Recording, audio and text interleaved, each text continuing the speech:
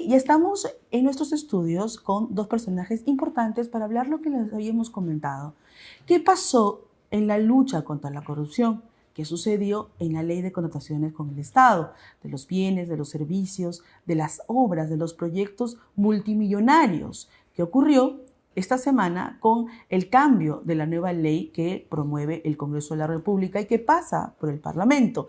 Pero cuando hablamos de los funcionarios corruptos que aún continúan allí, que incluso están desde la era del vacado por corrupto Martín Vizcarra, y que hemos visto que no solo están incluidos en procesos de fiscalía, sino además con graves evidencias de haber favorecido con estos llamados disfraces y camuflajes para perpetrar libremente y hablar y lanzar frases como compras y proyectos de gobierno a gobierno, a través de UNOPS, a través del gobierno francés y otra serie de cosas que para confundir y para hacerlo más creíble de que no va a haber corrupción, se comete.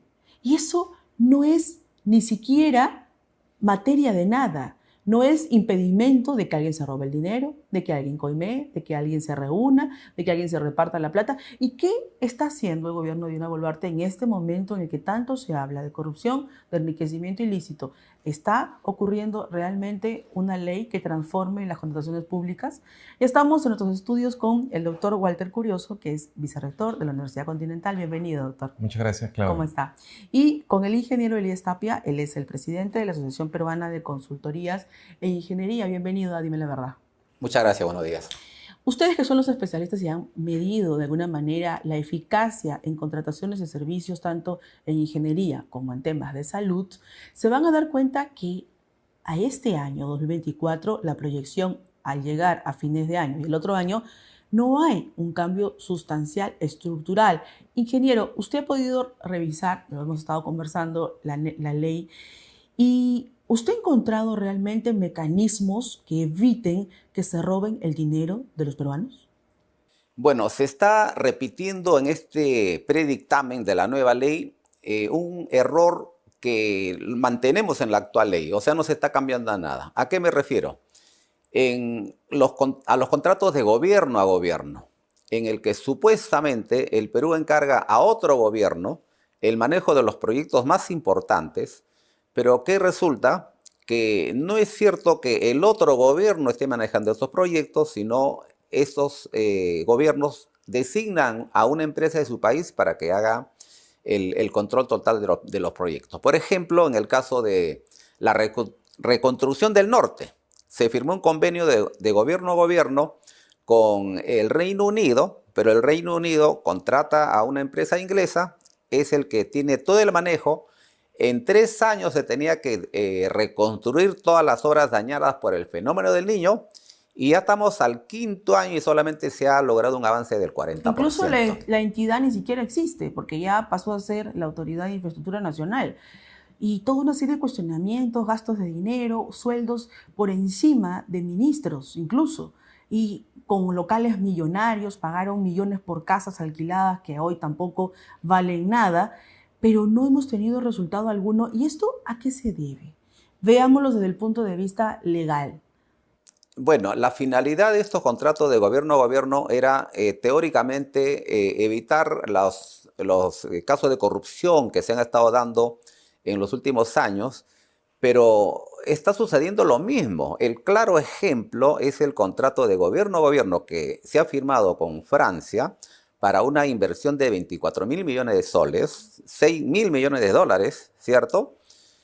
Francia ha designado a una empresa privada denominada Aegis, pero esta empresa ha sido sancionada por corrupción en Panamá, en la India, reconocida por ellos. Y ellos son los que tienen el manejo del proyecto de la nueva carretera central. O sea, algo que ni siquiera harían con una empresa peruana. A nadie se le ocurriría contratar a una empresa peruana encargada de construcción con una constructora que ha tenido graves hechos de corrupción, porque no tendría ningún sentido darle ese premio. Entonces ahora importamos corruptos.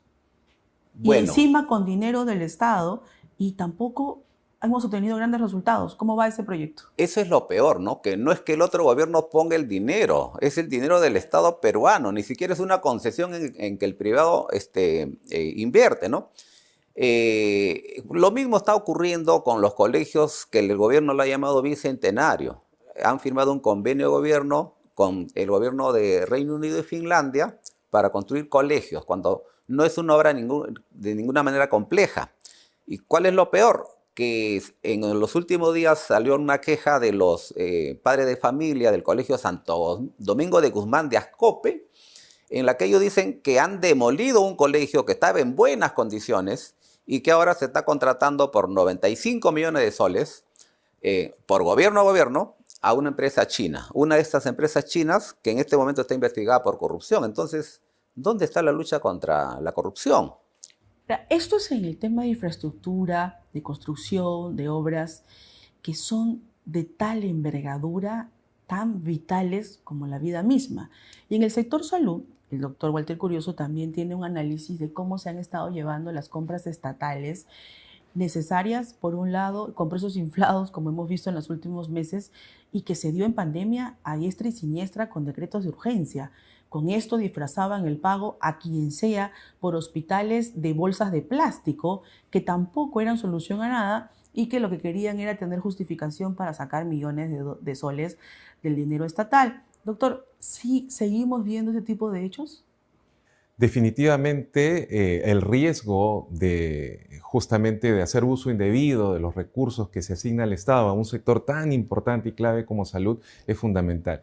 Y para ello es clave implementar justamente los mecanismos de monitoreo y evaluación y por otro lado que existan mecanismos para que el público en general, todos nosotros, podamos ver cómo se va gastando, invirtiendo el dinero que se designa.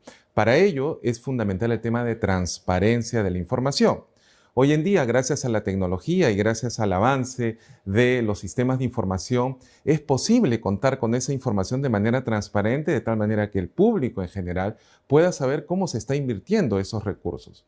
Y también mecanismos para que el público pueda decidir también qué opción llevar. Un caso típico son las medicinas, ¿no? Hoy día estamos discutiendo todo el tema de medicamentos genéricos y es fundamental que, por ejemplo, el Ministerio de Salud promueva que existe una plataforma que se llama el Observatorio de Precios de DIGEMIT, que es un recurso gratuito. Todo el mundo puede acceder, uno ingresa a Google, Observatorio de Precios DIGEMIT o Ministerio de Salud, y va a aparecer esta herramienta donde por regulación que tiene el Ministerio de Salud, todas las farmacias están obligadas a actualizar el precio de sus medicamentos. Entonces, una persona que quiere comprar un paracetamol, para un medicamento para aliviar el dolor de cabeza, puede allí buscar en qué farmacia tiene el menor precio. Uno lo puede filtrar por región, por provincia y por distrito. Eso para hablar de mecanismos de medicinas para el dolor, pues podemos buscar antibióticos, podemos buscar medicamentos para el cáncer, etc. Entonces, estas herramientas son las que debe tener el público general para poder buscar información. Y por otro lado está la obligación que tienen los diferentes sectores del Ejecutivo que tienen que ver con salud, es decir, el Ministerio de Salud, el Seguro Social de Salud, las diferentes sectores dentro de las sanidades de las Fuerzas Armadas y los privados, justamente para que implementen estas herramientas justamente para mostrar el avance de ejecución. Otro tema importante es el tema de anemia, por ejemplo. ¿Cómo sabemos si la inversión en micronutrientes o la inversión en otros recursos se está destinando de manera eficiente y cómo los gobiernos regionales, por ejemplo, vienen ejecutando el presupuesto de manera adecuada, ¿no? Pero en el tema de la alimentación, hay una entidad importantísima, vital. Hace rato hablábamos del tema de la lucha contra la anemia y que hemos perdido la batalla, prácticamente estamos perdiendo la guerra. El tema es que la anemia es la castración mental. El niño de 0 a 3 años que no es bien nutrido, que no es curado, que no es sanado, va a tener problemas en procesos cognitivos y eso al Estado en este momento no le interesa.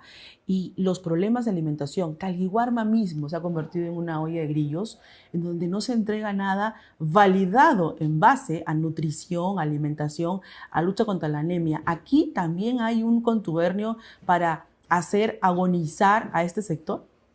Lo que has mencionado, Claudia, es un tema fundamental. Justamente la salud de los niños y el periodo más importante justamente son los 3 primeros años donde se desarrollan las conexiones entre las neuronas, ¿no?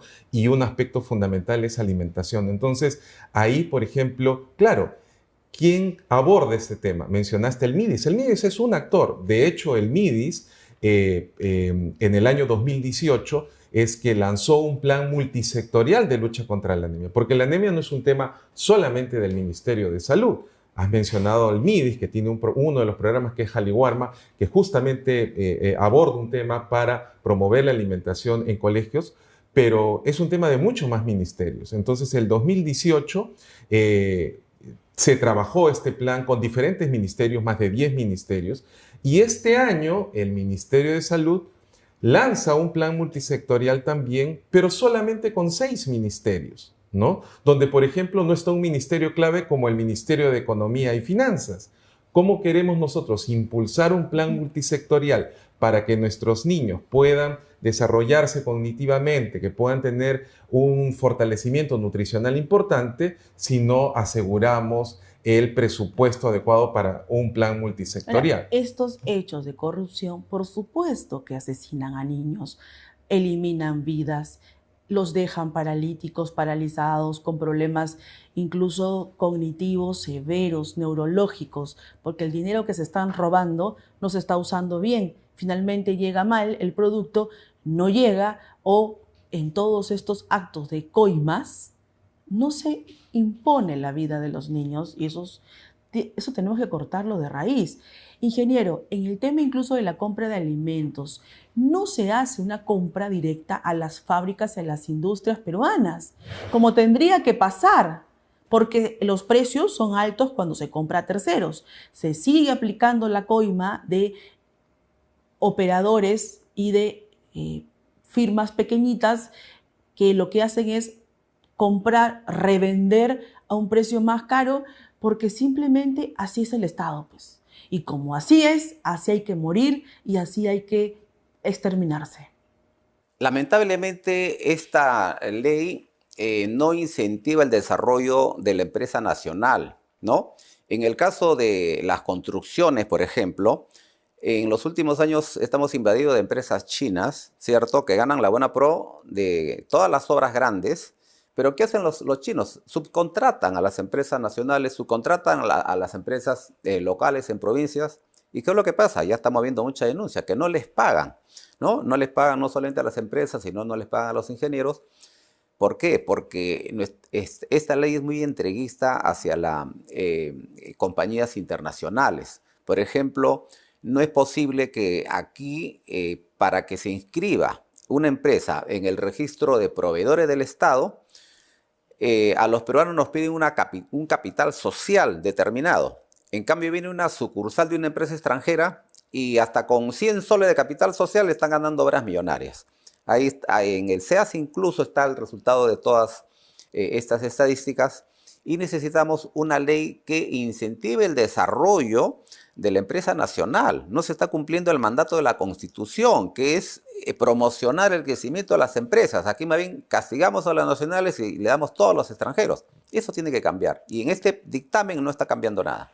¿Qué otro elemento que más bien apoya a los hechos de corrupción, que más bien los impulsa, los incentiva, como si estuvieran hechos para corruptos, este dictamen ha encontrado en su análisis? Se mantiene también la posibilidad que los gobiernos, las entidades públicas recurran a organismos internacionales. Ya no a otros gobiernos, como sino UNOPS, como la UNOPS. que hacía uso del vacado por corrupto Martín Vizcarra. ¿Cómo lo hacía? Explíquelo para que la gente lo entienda. Bueno, en el caso de la UNOPS, la OIM y la OEI, que han sido 3 organismos internacionales que han trabajado y siguen trabajando y van a poder seguir trabajando con esta nueva ley, teóricamente la entidad ya no es la encargada de realizar el proceso de selección, sino estas empresas internacionales. Pero en el caso de la UNOPS no es tan cierto, porque primero no es que los procesos sean más céleres, demoran al igual que los plazos que establece nuestra normativa. Pero ¿cuál es lo peor? Que no hay participación de un notario público, todo es acto privado. La apertura de las propuestas inclusive de las económicas, simplemente queda en manos de la UNOPS. Ahora, y ¿Qué no es que garantiza que no haya ningún problema de corrupción en este mecanismo cuando se convoca a UNOPS? no hay ninguna Nada, garantía, no hay por ninguna eso, garantía, exactamente. por lo mismo que le decía, no hay participación del notario público, y por último, no es que la entidad del Estado que hace el encargo se desentienda, no, siempre hay una cláusula de no objeción. Al final la UNOS presenta el proyecto de Bonapro y la entidad dice sí o dice no. Tiene la última palabra. Entonces es un engaño eso de este encargo a organismos internacionales. ¿Por qué encubrir bajo estos mecanismos? ¿Por qué disfrazar, usar estos camuflajes, estas marcas? Es otra forma de perpetrar posibles actos de corrupción y que nadie se dé cuenta. Sí, porque no hay el control, por ejemplo, de la Contraloría General de la Ahí va a República. ir. En el caso de la UNOPS, ni a la Contraloría le dan la información.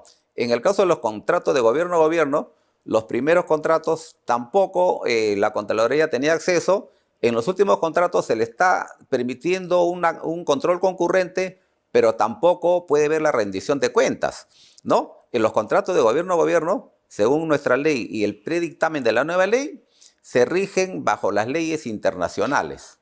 ¿Qué significa? Que si quieren no le hacen caso a la Contraloría. Entonces eso tiene que acabar. Nosotros hemos tenido nuestras leyes nacionales muy eficientes. Hasta 1998 teníamos 3 leyes. Una para adquisición de obras, otra para consultorías y otra para bienes y servicios. Cada una especializada en su caso. Después que se hizo, se unificó y se compara pues la limpieza de calles con un servicio altamente complejo de ingeniería, por ejemplo, o de medicina, ¿no? Entonces, eso tiene que cambiar. Así es. Doctor Walter, el punto es que en este momento tenemos problemas todavía que existen en el sistema de salud.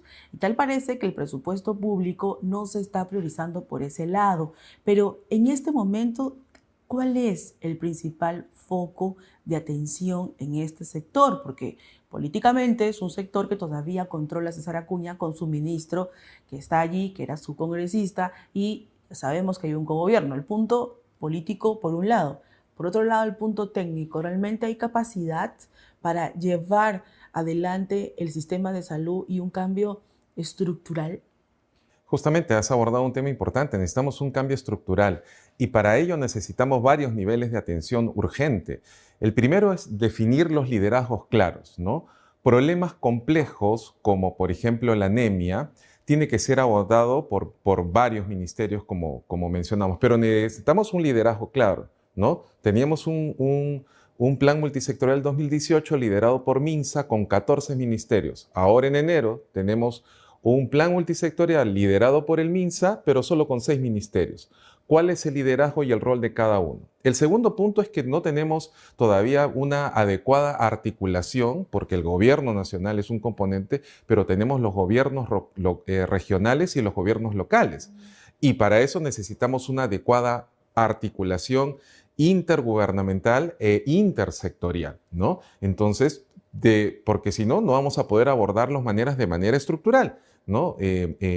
Temas como el dengue, que actualmente es un problema importante de salud pública. Que gracias a Dios no ocurrió una pandemia de dengue en el sentido masivo de contagios, porque si no otra vez el sistema de salud colapsaba por cualquier cosa.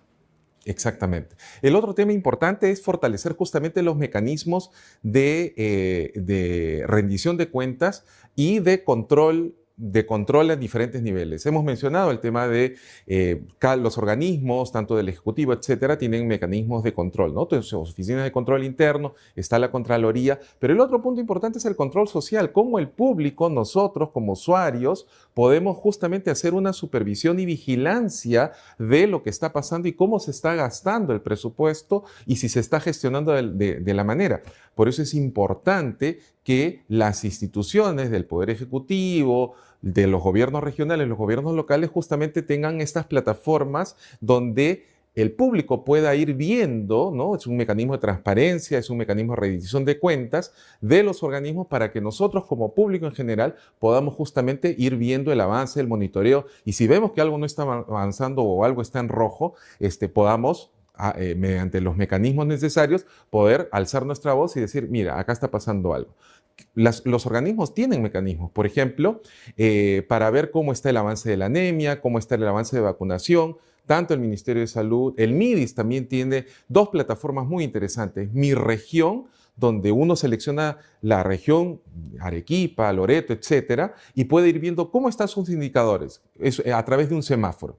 Están repartiendo micronutrientes, cómo están los mecanismos de implementación de los programas sociales, ¿no? Hay ahí un semáforo. Podemos ver también acceso a servicios básicos como el agua potable. Sin agua potable, obviamente no vamos van a agravar aún más los problemas de salud, ¿no? Entonces, y en distritos también hay una plataforma que se llama Mi Distrito, donde están todos los distritos del Perú y ahí podemos ver cómo va el semáforo. Los alcaldes, los gobernadores deberían estar muy atentos y tener ese tablero de control de sus indicadores, ¿no? Y revisarlos diariamente y ver cómo está el avance o al menos mensualmente. Porque eso es salvar vidas. Exactamente. Ingeniero, ¿cómo evitamos que estos mecanismos letales de corrupción, tanto en servicios de salud como en obras multimillonarias, infraestructura,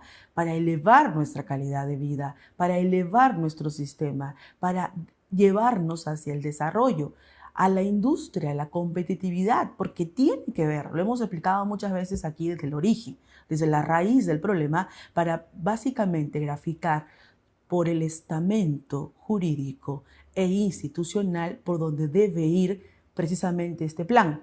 Debe ser modificado este proyecto. Debe ser de todas maneras, con urgencia. Sí, debe ser modificado por muchas razones, ¿no? Por ejemplo, no puede privilegiarse los precios bajos. El predictamen establece un principio que es el valor por dinero, que se supone que ya no vamos a contratar a lo más barato, ¿no? Porque lo barato sale caro.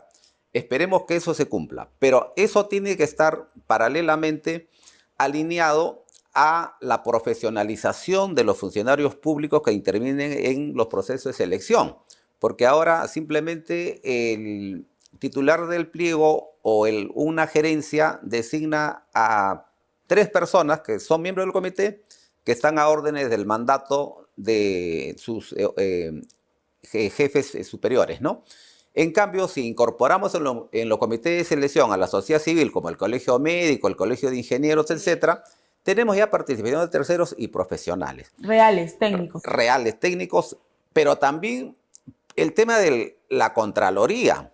Recordemos que Contraloría no descubrió Lavallato. Contraloría no descubrió nunca vio nada, no ha pedido ni siquiera. No descubrió el Club Chino. Eso, lo que usted ha dicho, es importantísimo para terminar la entrevista, para finalizar el programa. ¿Por qué Contraloría nunca pidió que se le entregue el acuerdo de colaboración con Odebrecht cuando ya habían denuncias de que eso no nos favorecía, que no tuvimos ningún resultado y que a todas luces estaba generando con mucha evidencia corrupción desde la Fiscalía, que es un organismo que también Contraloría tiene que evaluar y analizar?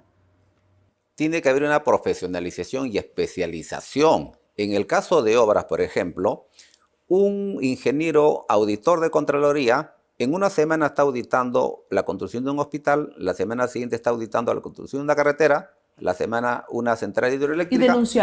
Y denunciar. Pero ¿es experto o no es experto? Entonces, un inexperto está cuestionando lo que están haciendo los expertos. Y al final de cuentas, ¿qué pasa? Contraloría hace 6.000 denuncias y ¿cuántas salen en forma favorable a su denuncia? Solamente un 2%. Así es, ingeniero. No hay productividad. Muchas gracias al ingeniero Elías Tapia por estar con nosotros. Él es presidente de la Asociación Peruana de Consultorías de Ingenierías, y también al doctor Walter Curioso, que es un médico experto en políticas públicas de salud y sobre todo de cómo es que se tiene que hacer el buen gobierno del sistema de salud, que es lo más importante en un país, y vicerrector de la Universidad Continental. Muchas gracias por haber estado con nosotros. Así es, hemos llegado al final en Dime la Verdad